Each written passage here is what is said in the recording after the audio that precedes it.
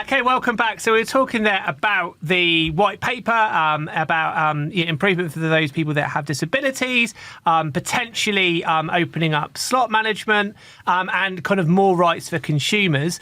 And obviously the last kind of big story of a few weeks ago was Rex, which are currently in administration due to the apparent failure of their capital city 737 flights.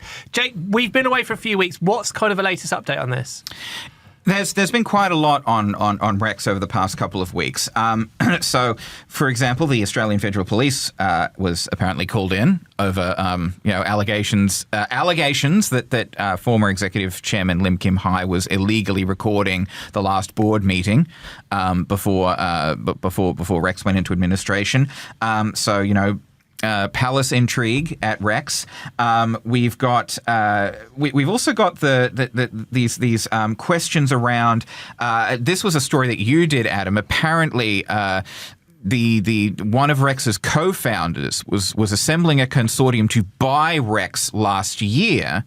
But he said that Lim Kim Hai very rudely blocked the takeover. What was this about? So this is quite interesting, actually. So Michael Jones was one of the. Well, I think he was the original kind of founder of Rex, and essentially Rex was born out of the ashes of it was Hazelton and Kendall. Hazelton and Kendall. That's it. That's the one. Yeah. So and so essentially when Ansett kind of collapsed, those were two of the smaller airlines that were in the kind of the Ansett group.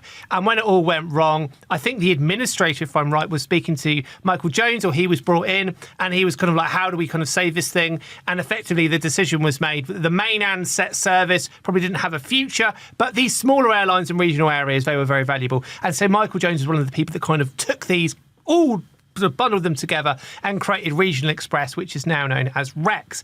He now is a very big figure in the space industry. So he basically is the CEO of Equatorial Launch Australia.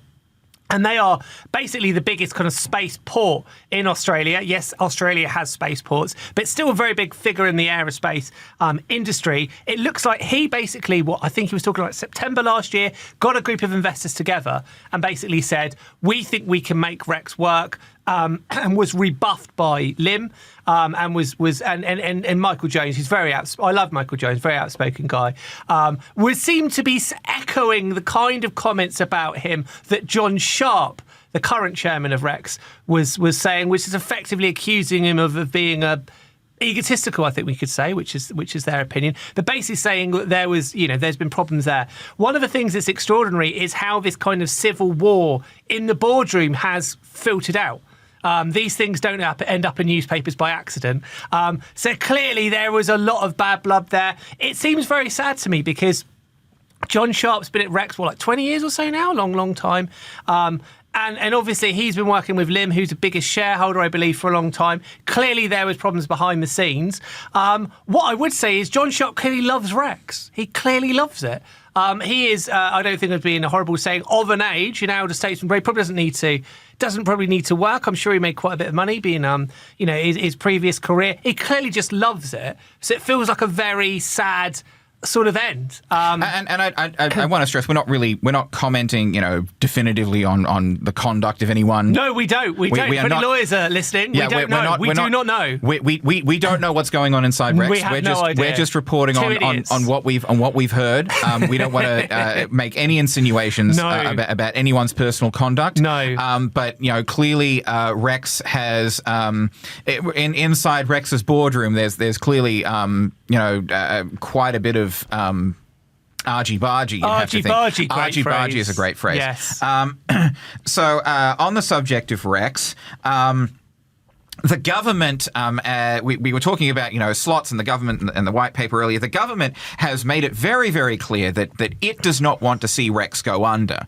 And so the government has actually taken a few steps in recent weeks to kind of ensure that Rex can keep going with these regional flights. Because Rex, as I have noted in a very excellent op-ed that I recently wrote for Australian Aviation magazine, is kind of critical infrastructure to a lot of these regional communities out there. I mean, I think they have something like 41 routes to regional destinations, 21 of which are not served by any other carrier. And so the government is invested in keeping Rex flying so that these vital air links will keep going. And so a couple of things they've done, they've basically given this guarantee that if you book a ticket for a Rex regional flight, and if you have booked one, since the airline went into administration, or for flights that were departing after the airline went into administration, if you've booked one of those tickets, you will fly or you will get your money back. And that's very smart government. Again, I don't want to sound like some kind of Labour loving, but this does seem like very smart government, because at the moment, people would be very wary of, I would have been very wary of buying a ticket with an airline which is currently in administration. Yeah. A lot of people wouldn't do that. Yeah, and it's an avenue as well that you have to think was not open to Bonza, because Bonza wasn't flying at all.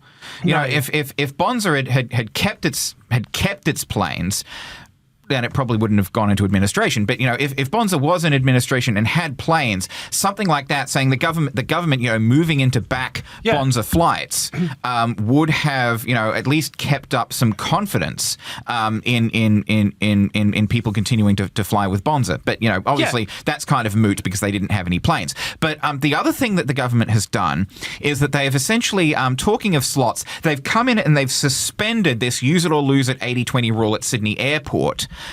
Specifically for Rex's regional New South Wales flights, which are a big part of its network. And so they've basically guaranteed that Rex will keep these slots at least until, I think, March next year, while it remains in administration. So the government kind of not, bailing Rex out, and there's no hints yet that the government might take a stake in Rex, as some very clever people have argued that it should.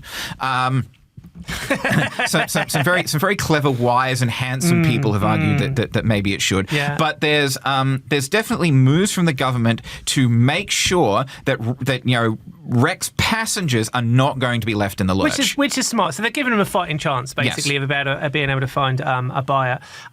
The issue they're going to have, it does seem to me that Rex, in whatever form, will carry on. It almost has to, because these are, like Jake was saying, kind of critical infrastructure. These towns need those flights, or their economy collapses. And look at Air Vanatu as a point of comparison. Air Vanatu was, by all accounts, financially a basket case.